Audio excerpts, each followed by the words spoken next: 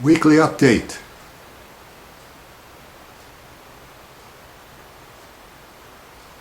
Enlarged white highlight in the iris.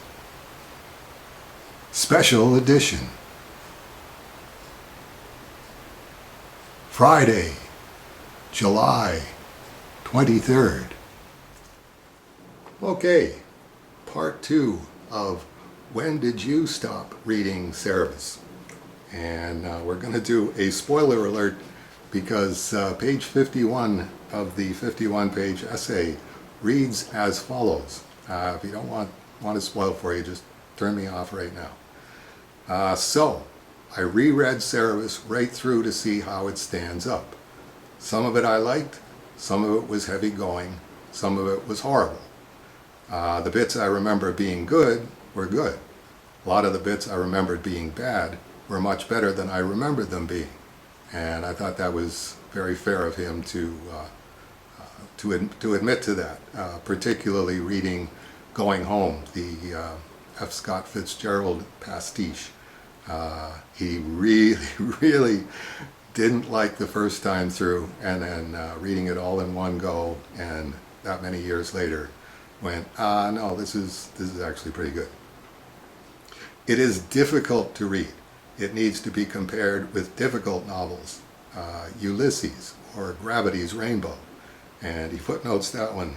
I have never read Gravity's Rainbow, which I thought is pretty honest of him as well. Not with classic comic books like Watchmen or The Fourth World. The tone, the rhythm, the voice, the texture became part of my life. I felt bereft when I had come to the end. I will read it again. Not immediately, but soon. And here I don't know what his tense is. It be read two different ways. I reread Cerebus to see how it stands up. Is that I reread Cerebus or I reread Cerebus to see how it stands up? Maybe both. It stands up very well indeed.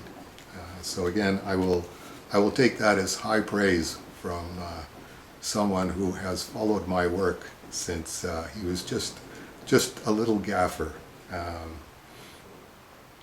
Let's see, one of the other things, just backing up from there, which I thought was, again, I got to give him major points for being an honest commentator, talking about the latter days. So naturally, even the keenest reader, even Dave Sims' most generous and incisive commentator, finds his eyes skimming over the paragraphs. There he's talking about the Torah commentaries. His finger trying to find the next bit of plot. His brain thinking he has probably got the gist. Terem forgive us, he skips. And as we come to the end of the extended text section and the comic strip picks up, Cerebus starts to speak directly to an unseen interviewer. And this is what he says to her. People are always asking, what is the meaning of life? What does it all mean? Why are we here? Hey, right, okay, so Cerebus gives it to them. See, here, this is the meaning of life. This is what it all means. This is why we're here. And what's their reaction? You mean I have to read all this? And then back to Andrew again. Cerebus says this right after I started to skip. So that's one of those, again, I got to give him points for calling himself on that one. So I'm going to trade him one on that. When he talks about Cerebus's commentaries on the creation of Chawa, and I've already talked about the fact that he spells it H-A-W-A or H-A-W-W-A, and it's like, I've never seen it spelled that way anywhere, but it's definitely spelled as Chawa, C-H-A-U-A-H, in the King James 1611. So he says,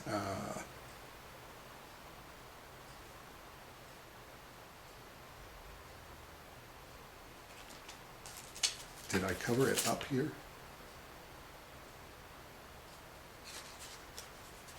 Oh, that's it. Yeah, it's the end of the section. Sorry. The Hebrew Bible says that YHWH made Adam kenegdal, suitable, etzer, helper. The Latin has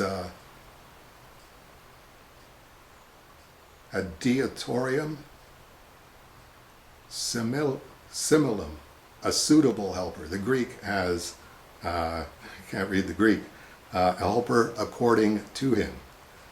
Older forms of English use the word meet to mean seemly or appropriate, or even decorous.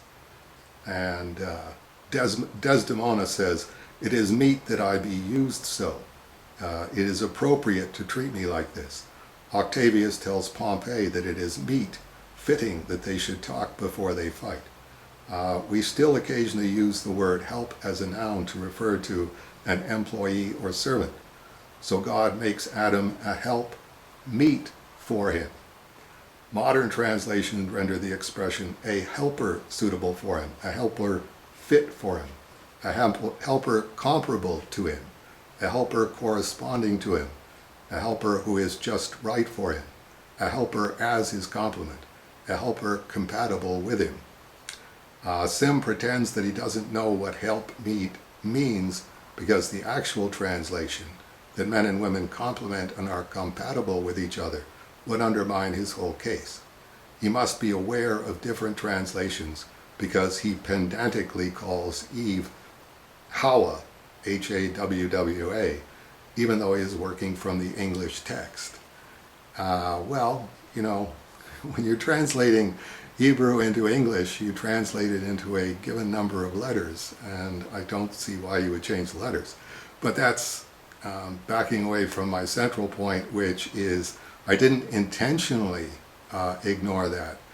Once that was pointed out, and I was reading it in Andrew's book here, I went back and checked the King James Version 1611, and yes, he's right. I think the confusion for me came in that in the King James 1611, where it should probably say a help, and again it's English because so it's an help. You don't pronounce the H. An help meet for him. There should have been a comma in there. If there had been a comma in there, I would have gone, oh, okay, yes, meet for him, like appropriate to him, like it's meet and right. And instead of the comma, it's got a, I forget, I don't even know what you would call it. It's the equivalent, 1611 equivalent of the asterisk, with a marginal note in the Hebrew that says, as before him, which is between the help and the meet. So it's difficult. I agree with Andrew, now that I can look at it that way. Yes, it should have been a help, comma, meet for him.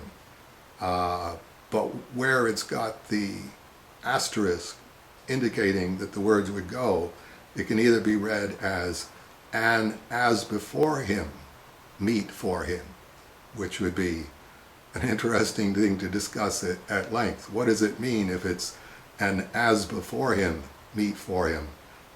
Or it could be read as and help as before him.